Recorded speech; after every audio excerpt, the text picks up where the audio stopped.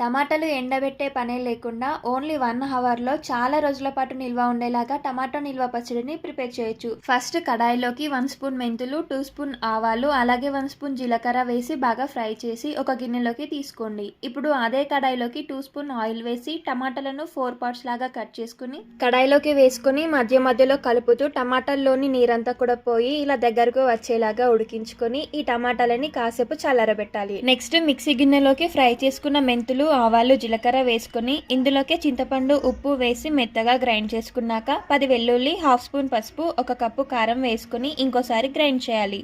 ఇప్పుడు కడాయిలోకి 2 కప్పుల నూనె వేసి కొంచెం శనగపప్పు, మినపప్పు వేసుకుని దోరగా ఫ్రై చేసుకున్నాక 2 స్పూన్ల ఆవాలు, 1 స్పూన్ జీలకర్ర వేసి వేయించి 5-6 ఎండుమిర్చి, కరివేపాకులు అలాగే వెల్లుల్లి కూడా వేసుకుని కరివేపాకు క్రిస్పీగా అయ్యేలాగా ఫ్రై చేసి ఉడికించుకున్న టమాటాని వేసుకుని 2 మినిట్స్ కుక్ చేసుకున్నాక ఇది పూర్తిగా చల్లారిపోయేదాకా అలాగే ఉంచి పూర్తిగా చల్లారిన తర్వాత ఇందులోకి మనం ముందుగానే ప్రిపేర్ చేసుకున్న కారపొడిని వేసుకొని ఒకసారి మొత్తం బాగా కలిపేసుకున్నారంటే 6 నెలల పాటు నిల్వ ఉండే టమాటా నిల్వ పచ్చడి ప్రిపేర్ అయిపోయినట్టే. ఈ టమాటో నిల్వ పచ్చడి డీటెయిల్ రెసిపీ మన యూట్యూబ్ ఛానల్లో పక్కా కొలతలతో అప్లోడ్ చేశాను. లింక్ ఇక్కడ షార్ట్ పైన ఇస్తాను, చూడండి. Thank you for watching.